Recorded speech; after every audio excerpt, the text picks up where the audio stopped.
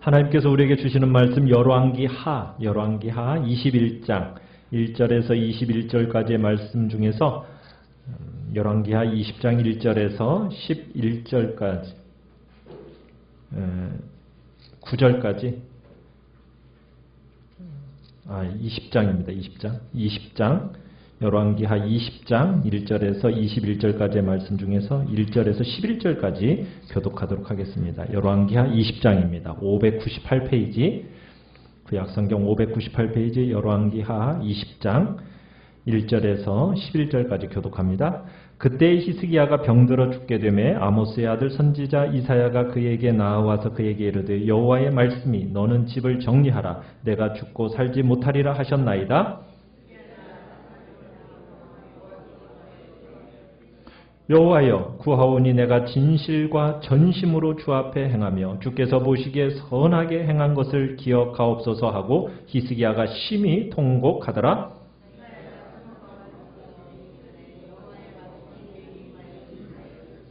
너는 돌아가서 내 백성의 주권자 히스기야에게 이르기를 왕의 조상 다윗의 하나님 여호와의 말씀이 내가 네 기도를 들었고 내 눈물을 보았노라. 내가 너를 낫게 하리니 내가 3일 만에 여호와의 성전에 올라가겠고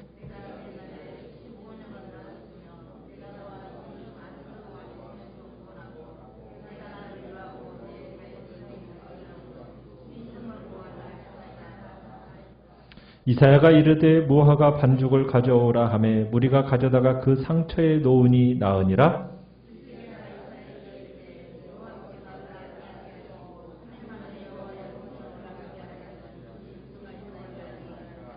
이사야가 이르되 여호와께서 하신 말씀을 응하게 하실 일에 대하여 여호와께로부터 왕에게 한 징표가 임하리이다. 해 그림자가 10도를 나아갈 것이니까 혹 10도를 물러갈 것이니까 하니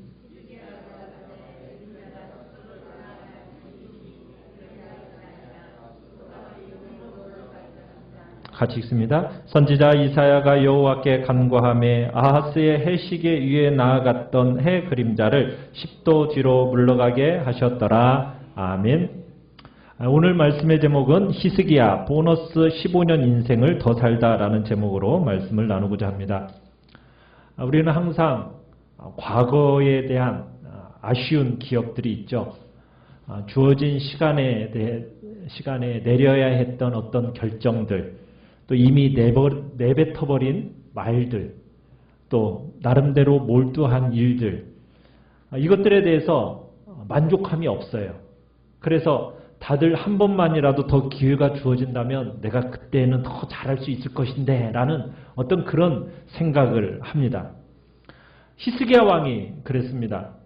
중한 병으로 세상을 떠나야 할 상황이었어요. 그런데 이 히스기야가 결사적으로 하나님 앞에 매달리게 되고 그래서 보너스 인생을 부여받게 되죠. 몇 년이요?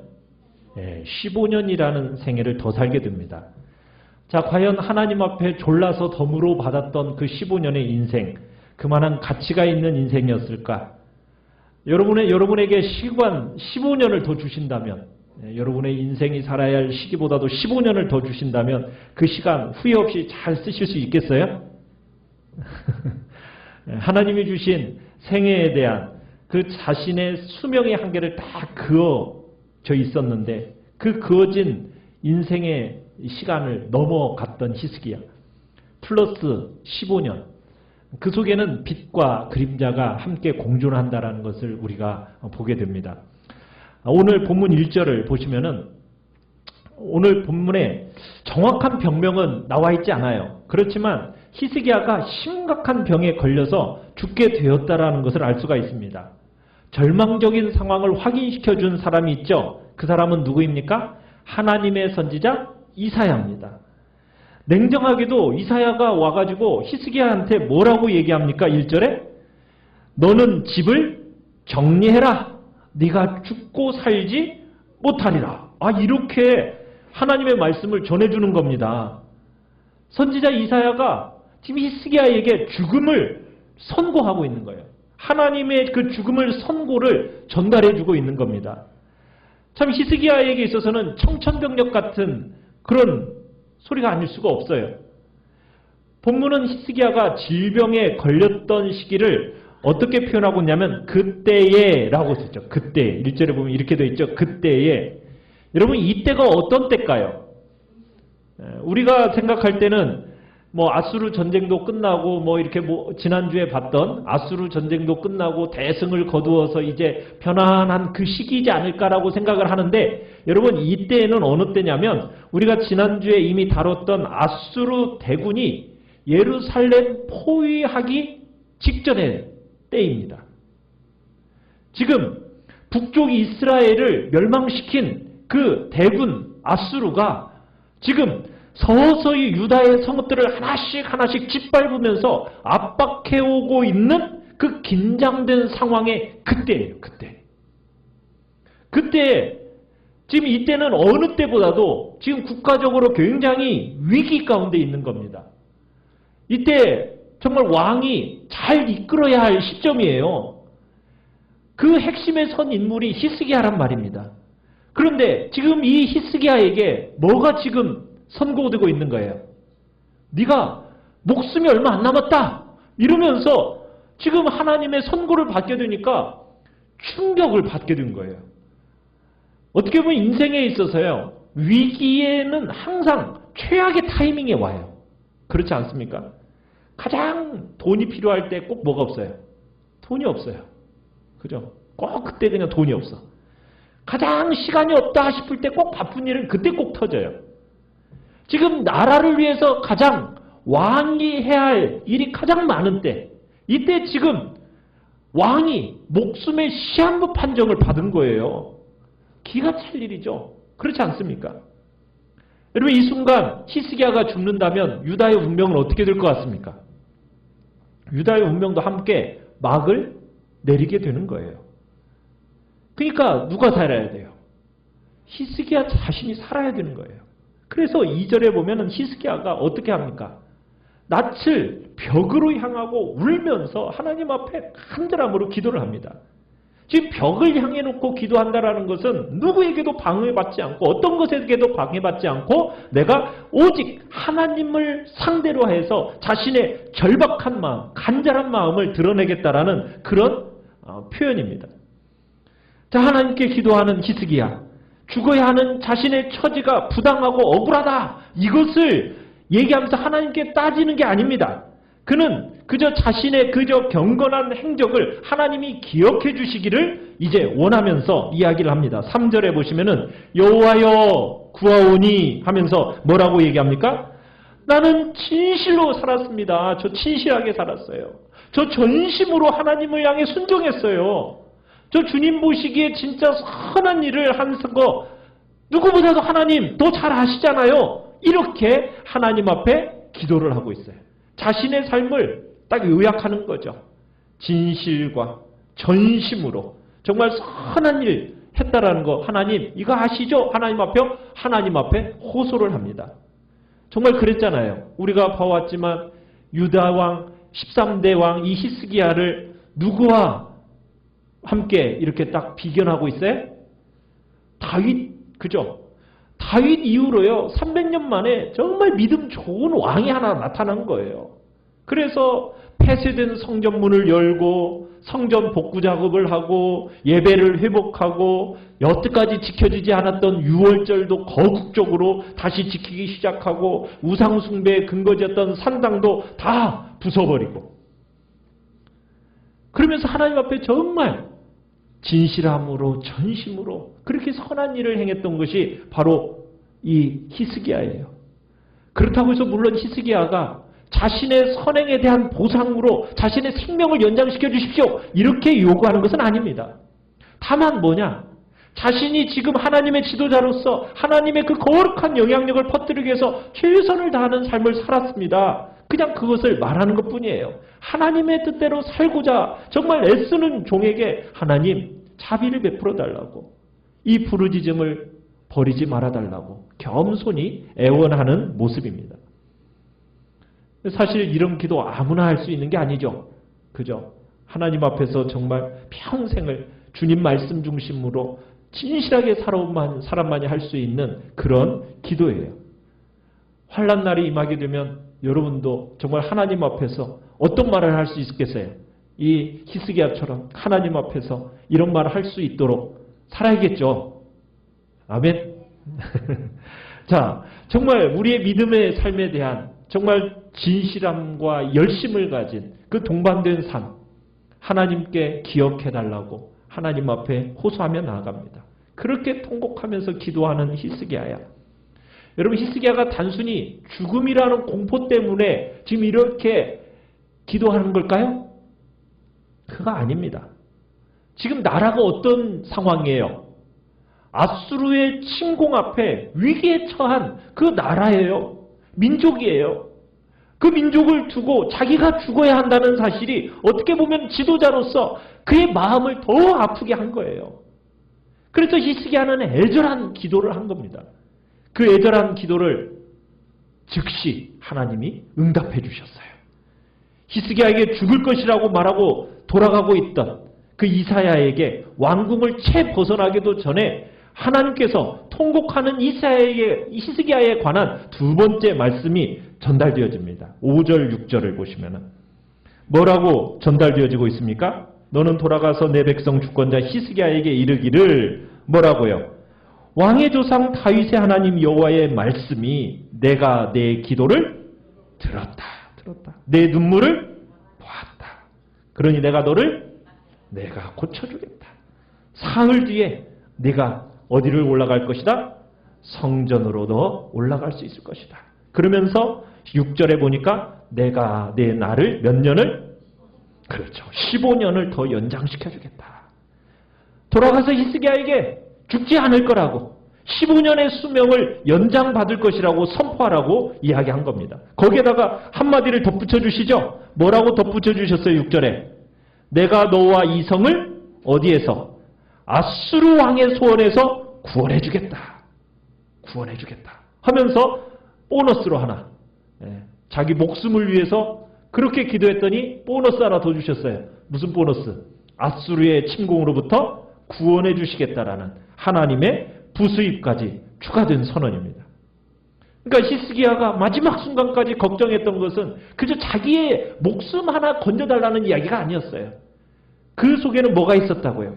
아수르 침공에서 이 민족을 구원해달라는 그 하나님 앞에 그 자신의 죽음으로 인하여서 이 민족이 멸망당할 것에 대한 그런 마음의 두려움과 답답함 속에서 하나님 앞에 부르짖었더니 그것까지도 확인해 주시면서 하나님은 참 우리가 구하는 것보다도 더 놀라운 것들로 채워주시는 하나님이라는 거 우리에게 보여주고 계시는 거예요. 눈물 어린 기도 응답으로 15년 연장받은 생명을 연장받은 히스기야. 내가 내 기도를 뭐 했다? 들었다. 내 기도를 들었다. 사랑하는 성도 여러분, 하나님이 여러분의 연약함 누구보다도 잘 아시고 여러분의 통곡과 여러분의 신음소리 다 듣고 계시는 분이라는 거 믿으십니까? 여러분, 그렇기 때문에 우리는 어떤 환경 속에서도 좌절할 이유가 없어요. 여러분, 때로는 심지어 기도도 안 나와요. 그저 주님 앞에 눈물만 하염없이 흐르고 있을 때에도, 적시고 있을 때에도 하나님은 여러분의 마음을 다 알고 계세요. 여러분의 그 쓰라린 심정들을 다 이해하고 계시는 분이 하나님이심을 믿으시길 바라요. 여러분의 문제를 기도로 옮겨지는 바로 그 순간, 그 문제는 여러분의 손에서 누구의 손으로? 하나님의 손으로 옮겨진다라는 거 믿으시길 바랍니다. 회개한 심령, 진실한 심령, 정말 기도하기 시작하는 바로 그 순간부터 하나님이 움직이기 시작하셨음을 믿으시길 바라요. 하나님은 그 신실한 자의 부르짖음에 응답하시는 분이십니다. 그러기에 우리는 하나님 보시기에 정말 부끄러움이 없는 그런 거룩한 삶을 진실하게 살아내십시오. 그리고 위기가 오면 주님 앞에 기도하십시오. 하나님께서 여러분의 기도 위에 함께 해주실 것입니다. 그러면 왜 굳이 15년일까? 간단히 그냥 너 죽지 않을 거야 이렇게 그냥 간단하게 선언하면 될 것인데 하나님이 굳이 시한부 인생으로 15년 하고 이렇게 정해서 말씀을 해주시는 거예요. 제한된 시간 15년. 이렇게 말씀하시는 데는 충분한 이유가 있어요. 히스기야가 이 말을 듣는 순간부터 어떻게 보면 이제 째깍째깍 시간이 지나가면서 이제 수명은 어떻게 되어져 가는 거예요. 15년을 향해서 막 달려가면서 결국에는 죽기 시작하는 거 아니에요. 약속의 시간이 지나면 이제 어떻게 되는 거예요? 죽어야 되는 거죠. 여러분, 이 히스기야의 시한부 인생이 뭐와 같은 거냐면 이 남유다의 운명하고 똑같아요. 남유다의 운명하고. 어떻게 보면 히스기야의 이 생명과 남유다의 이 운명이 하나로 묶여있는 것 같은 이 이야기를 하고 계시는 거예요. 어떻게 보면 히스기야의 죽음과 함께 유다도 막을 내려야 하는 것 같은 그런 지금 이야기를 하나님이 하고 계시는 거예요. 여러분, 하나님께서 북이스라엘과 남유다를 심판하시겠다는 이야기를 누구로부터 시작을 하시냐면 아모스 선지자로부터 주전 760년대 이 아모스 선지자로부터 시작해서 한결같이 선지자들이 예언한 바가 있어요. 뭐라고 예언했냐면 이 이스라엘, 남유다 심판의 길을 향하여 치닫고 있다라는 것을 하나님께서 그들에게 선언하시면서 그들에게 이제 멸망을 하나님이 끊임없이 선포하셨어요.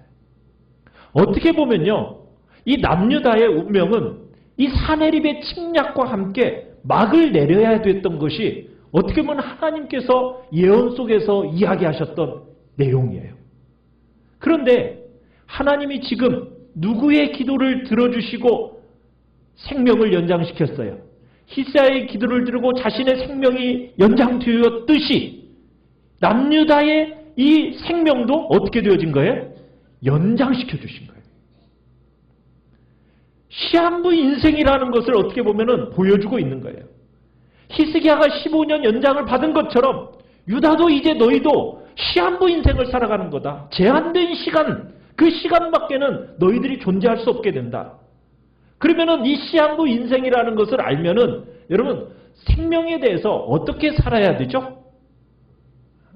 여러분이 정말 딱 내 인생이 몇 년 남았어. 여러분 이것에 대해서 정말 암 환자들에게 생명에 대해서 몇 년 남았습니다. 몇 개월 남았습니다. 이렇게 딱 선고가 되어지면 그 마음이 어때요?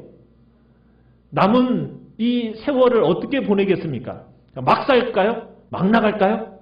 그건 진짜 나쁜 사람이고 어떻게 살겠어요? 정말 어떻게든 진실하고 전심을 다해서 하나님을 위해서 살려는 의지와 마음이 있지 않겠어요? 그죠? 그러니까 하나님께서는 이 시한부 인생으로서 네 인생이 이거밖에 안 남았으니 네 인생을 어떻게 살아갈 것인지에 대해서 정말 하나님 앞에서 최선을 다할 것을 어떻게 보면은 얘기하시는 거예요. 히스기야의 15년은 어떻게 보면 남유다에 대한 선언입니다. 지금 죽어야 될 너를 내가 생명을 연장시켜 주었으니 어떻게 살아야 되라고. 정말 하나님을 의지하면서 신뢰하면서 살아갈 것을 정말 주님은 그런 마음으로 지금 시한부의 인생을 선언해 주신 거예요. 잠시 이 심판이 보류되는 것뿐이다. 아직 처리된 게 아니다. 이 점을 강조하기 위해서 하나님은 구체적인 범위 안에서 지금 히스기야의 생명을 연장시켜 주신 거예요. 여러분, 왜 유다의 멸망을 보류시켜 주신 겁니까? 그 당시 유다 백성들이 거룩해서일까요? 아닙니다. 하나님이 지금 이 시간 유다를 멸망시키지 않는 것도 뭐 때문이라고 얘기를 하고 있느냐면 다윗을 기억해서라는 이야기를 하고 있어요. 이 점을 강조하기 위해서 히스기야에게 선포된 구원의 메시지를 시작하면서 5절에 보시면 이런 표현을 쓰고 있죠. 뭐라고 쓰고 있냐면 히스기야에게 이르기를 뭐라고? 왕의 조상 다윗의 하나님 여호와 하면서 누구의 하나님이라고요? 다윗의 하나님, 이 문구를 쓰고 있어요. 자, 그리고서는 6절에 가보시면은 내가 너와 이 성을 아수르 왕의 손에서 구원하고 내가 나를 위하고 또 누구를 위해서? 내 종 다윗을 위함으로 내가 이 성을 보호하겠다. 히스기야의 기도를 듣고 은혜를 베푸신 것은 누구와의 언약? 다윗과의 언약. 하나님 자신과의 그 영광을 드러내기 위해서 히스기야를 살리시고 이 성을 살리시겠다라는 거예요. 사랑하는 성도 여러분, 여러분들에게 어떤 기도의 응답이 왔습니까? 여러분들에게 어떤 기적적인 체험이 일어났어요? 그것이 여러분이 순전히 내가 잘해서일까요? 아니라는 거예요. 여러분 그렇게 쉽게 속단하면 안 된다는 거예요. 우리가 알지 못하는 영적인 원인이 반드시 어디에 있다는 거예요? 배후에 있다는 거예요. 배후에. 누군가 나를 위해서 중보기도 하는 그 배후가 있다는 거예요. 누군가 우리의 믿음의 조상 중에 누군가의 그 섬김이, 기도의 삶이 내게 영향을 미쳐서 내게 이러한 은혜가 주어졌구나. 기도의 응답이 있구나. 이것이 내가 잘나서가 아니요, 내가 뭔가를 해서가 아니라 하나님의 은혜구나. 그리고 나를 위하여서 누군가의 기도요, 누군가의 섬김으로 내가 이 자리에 서 있다는 것을 기억해야 된다는 거예요. 우리는 그러기 때문에 겸손해야 됩니다. 감사해야 돼요. 내가 뭔가를 잘해서 되어지는 게 아니에요. 하나님께서 지금 아수르 왕의 손에서 예루살렘을 건져내시겠다고 약속하신 것도 누구를 위하여? 다윗을 위하여. 이렇게 표현하고 계시는 거예요. 히스기야는 자신의 목숨을 위해서 기도했어요. 하나님은 놀라운 보너스로, 덤으로 예루살렘의 운명과 히스기야의 운명을 하나로 묶여주시면서 시한부 인생으로 생명을 연장받은 히스기야처럼 남유다의 생명도 연장시켜주셨어요. 심판이 당분간 보류가 되어졌어요. 자, 그리고 나서 선지자 이사야가 병이 나을 것이라는 사실을 선포한 뒤에 처방을 하나 내리지요. 7절에 가보면은. 자, 처방전은 뭐였습니까? 무화과 반죽을 상처 부위에 붙여라. 라는 거였어요. 그렇게 해서 병이 나았어요.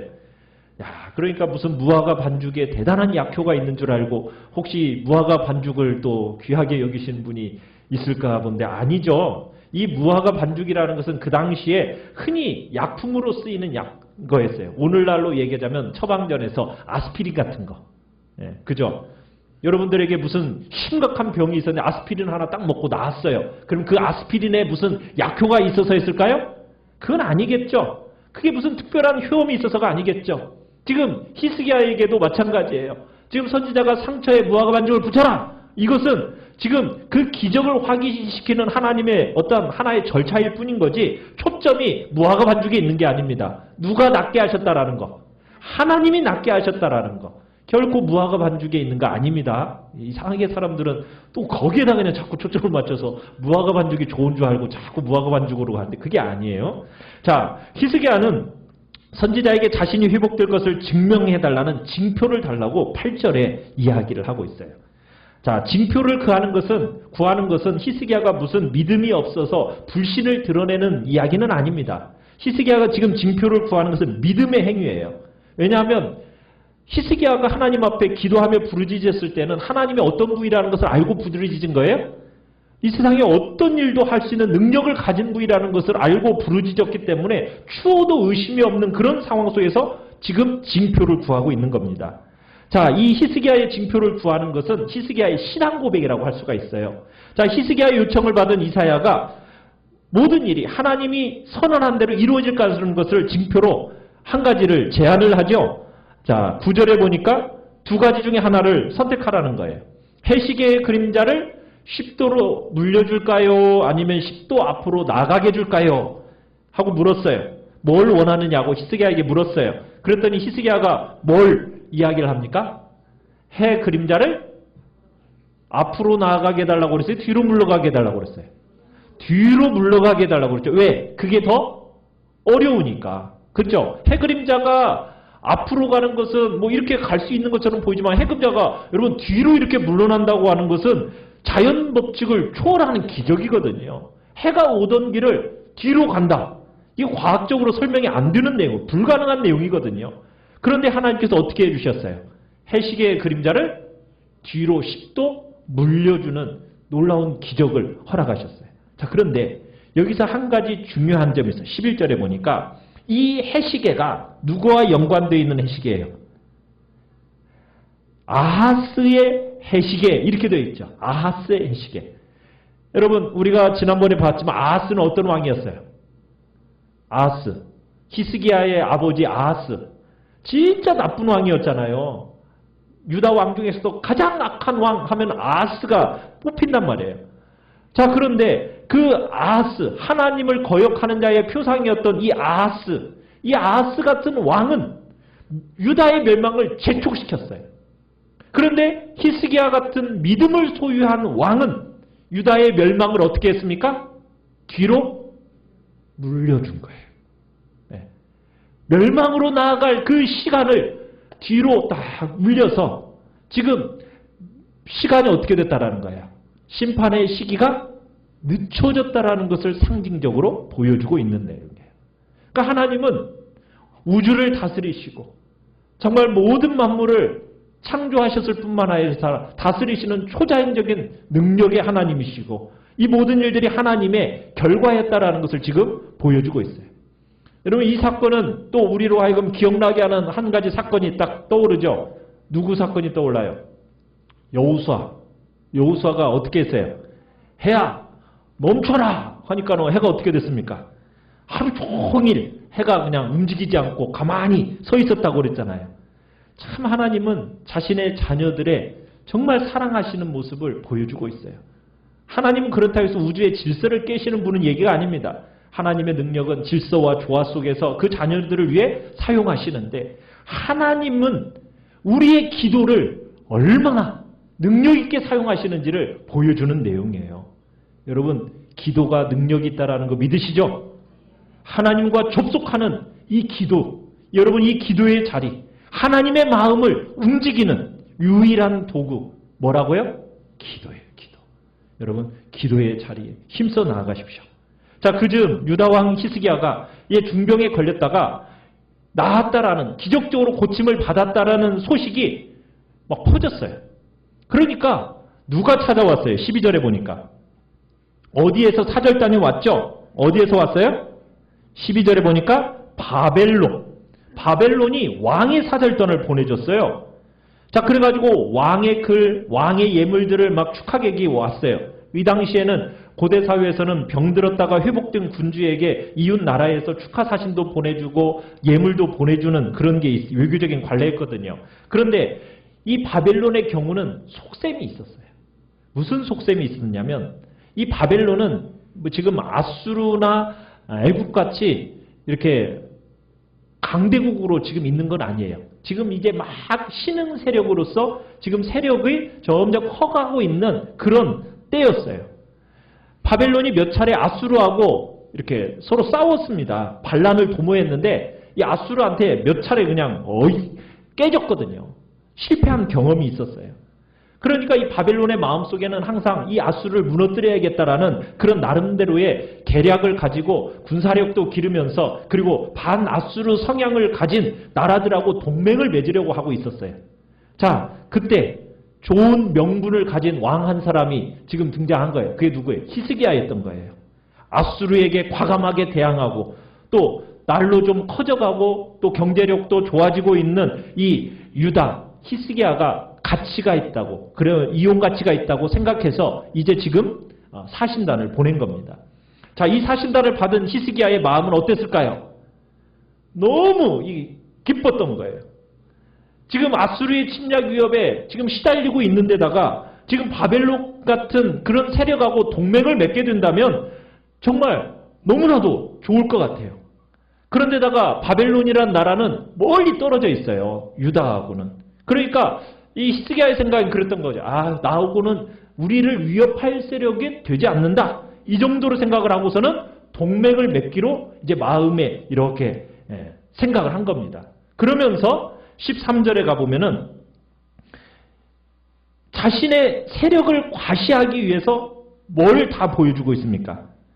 보물고 군기고 창고 모든 것들을 사신단들에게 활짝 열어서 다 보여주고 있어요. 왜? 아, 우리도 이 정도의 힘이 있어 라는 것을 사신단에게 보여주면서 서로 어쨌든 손잡으려는 제스처를 취한 거죠. 자, 그러면서 이제 어떻게 보면은 히스기야는 아수르를 공격해서 아수르를 무너뜨리기 위해서 어느 정도 지금 바벨론한테 투자를 하고 있는 겁니다. 바벨론 왕이 어쨌든 자기한테 이런 병환도 관심 가져다주고 이렇게까지 자기를 생각해 준다는 마음이 드니까 지금 히스기야의 마음이 뭐가 들었겠어요? 바람이 들어갔겠죠. 그러죠? 막 공기가 그냥 한없이 들어가가지고 지금 마음속에 허세로 막 부풀어 오른 겁니다. 그러면서 자신에게 있는 모든 소유들을 다 보여준 거예요. 자, 그러면서 13절의 끝에 보니까 보여준 것이 어땠다고요? 안 보여준 것이 없이 다 보여줬대요. 그만큼 이 히스기야의 교만함과 허세가 극치에 달했다라는 것을 보여주는 겁니다.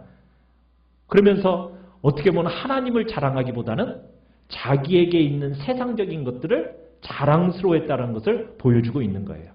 자, 그런 히스기야에게 한참 지금 그냥 가슴이 부풀어 오른 이 히스기야에게 누가 찾아와요?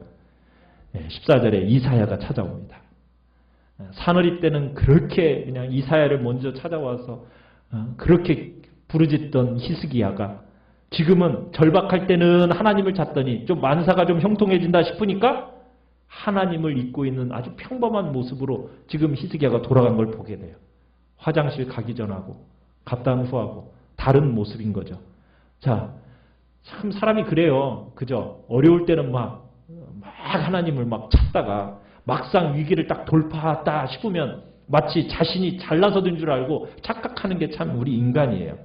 어려운 시절의 은혜를 망각하고 성공의 원인을 전적으로 자신에게 돌리는 어리석음이 우리 인간에게 있는데 지금 히스기야가 딱 그런 꼴이에요. 이사야가 히스기야에게 세 가지 질문을 얘기를 던지는데 그건 답을 얻기 위한 질문이 아니라 스스로 행한 일을 깨닫게 하기 위해서 던지는 질문이에요. 자, 어떤 질문을 던졌습니까? 자, 15절에 보시면은 14절에 보면 이렇게 묻죠. 자, 이 사람들이 무슨 말을 하였습니까? 하고 던져요. 이 사람들이 지금 무슨 말을 하였습니까? 그러니까 무슨 말을 했겠어요, 이 사람들이? 당신의 병이 어떻게 그렇게 기적적으로 치유가 되어졌습니까? 이런 질문을 던졌겠죠. 자, 그에 대해서 히스기야가 뭐라고 답변을 했을 것 같아요? 이런 질문을 던졌을 때는 하나님을 어떻게 보면은 찬양하고 하나님의 은혜입니다라고 말하지 않고 자신의 세상적인 힘을 과시했다라는 질책의 표현이 지금 이 질문 속에 들어있는 겁니다. 또 뭐라고 질문을 던져요? 어디에서부터 왕에게 왔습니까? 라고 질문을 던졌어요. 지금 몰라서 물었을까요? 아니죠. 어디서? 바벨론으로부터 왔다라는 거죠. 그런데 이 바벨론은 아수르와 다를 바 없는 사악하고 교활한 악한 세력이란, 세상 세력이란 그 실체를 아느냐는 거예요. 그런데 히스기야가 뭐라고 답변을 해요? 먼 지방 바벨론에서 왔습니다. 먼 데서 왔습니다. 이렇게 답변을 하고 있어요. 먼 데서. 그러니까 자기와 어떻다는 거예요? 우리를 공격해서 우리를 힘들게 할 일이 없을 나라입니다. 라는 어떤 그런 철없는 생각이 있었던 거죠. 자, 그런데 하나님이 어떻게 후에 알되지만 거리하고 상관없이 바벨론에 의해서 유다를 멸망시켜버려요.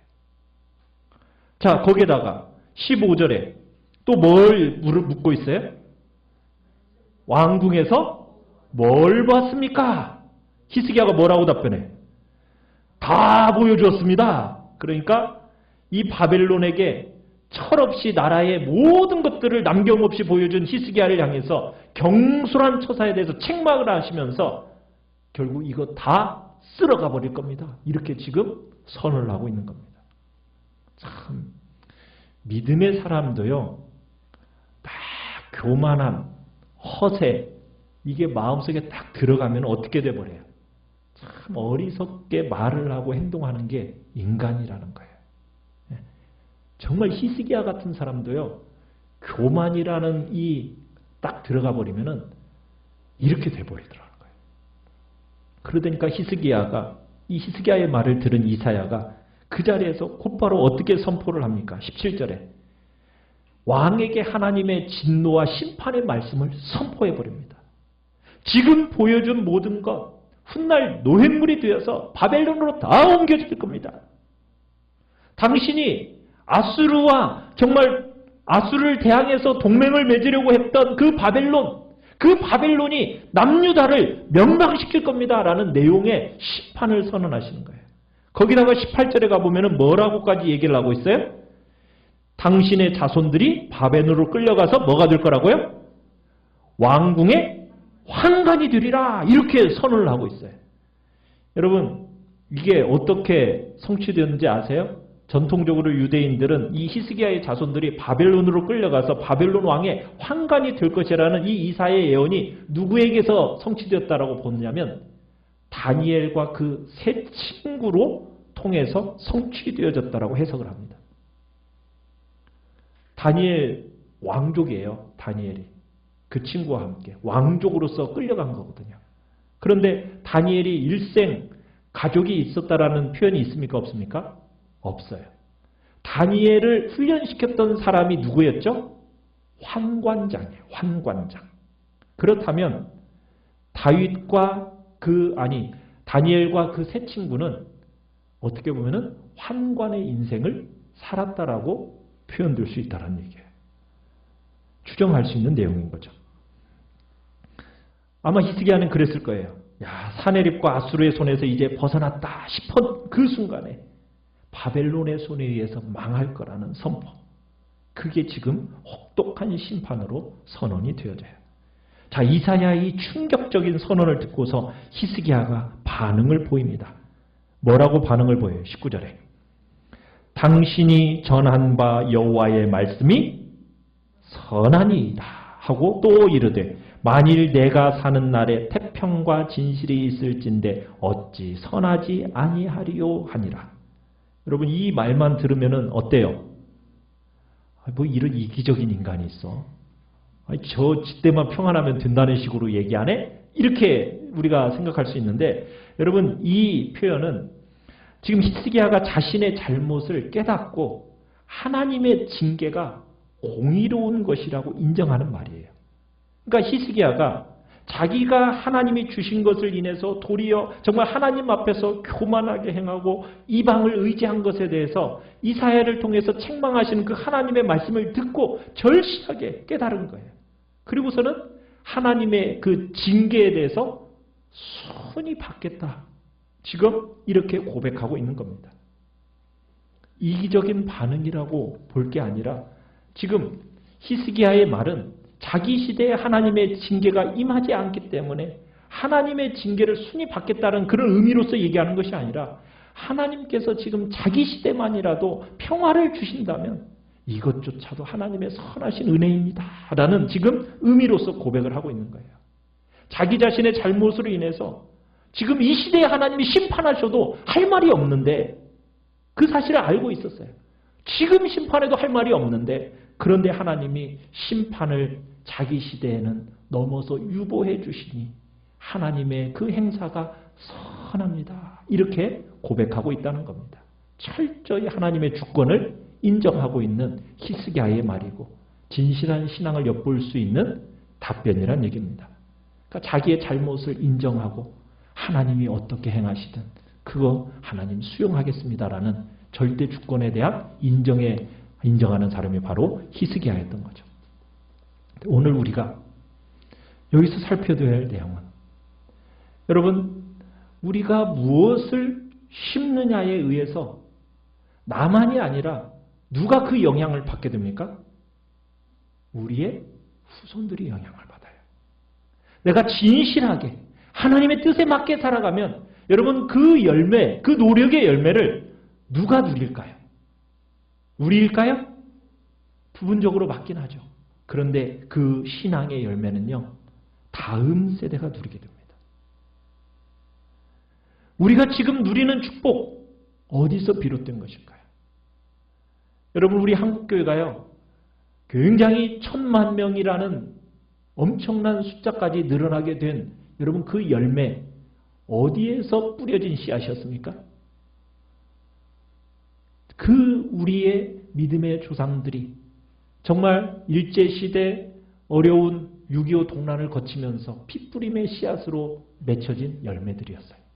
그 열매들을 우리가 따서 먹고 누린 거예요. 그런데 우리는요. 그 다음 후손을 위하여 열매를 심고 있나요? 지금 하락해가고 곤두박질 지는 이유는 무엇입니까? 심지를 않고 따먹고 누리기만 했어요. 신앙의 열매만 즐기다가 여기까지 오고 있는 거예요. 여러분, 히스기야의 15년의 인생 속에서 뿌려진 열매가 정말 15년 시한부 인생으로 연장을 시켜줬지만 또 하나의 교만함에 뿌려진 그 씨앗이 또한 심판의 결과로 가는 것을 보게 돼요. 오늘 우리는 진실함으로 다음 세대를 위해서 우리 심어내야 됩니다.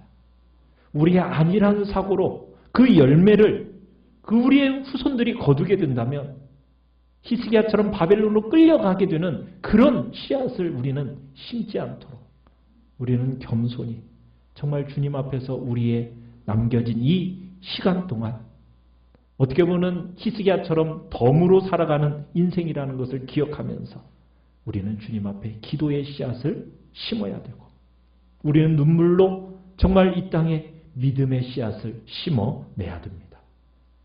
우리는 다음 세대를 위해서 심어야 할 책임을 가진 존재라는 것을 기억하시면서 오늘 하루가 전부인 것처럼 오늘의 삶이 마지막 날인 것처럼 정말 하나님의 말씀대로 사는 정말 소중하고 가치 있는 복된 하루를 보내시기를 간절히 축원합니다. 간절히 축원합니다. 간절히 축원합니다. 간절히 축원.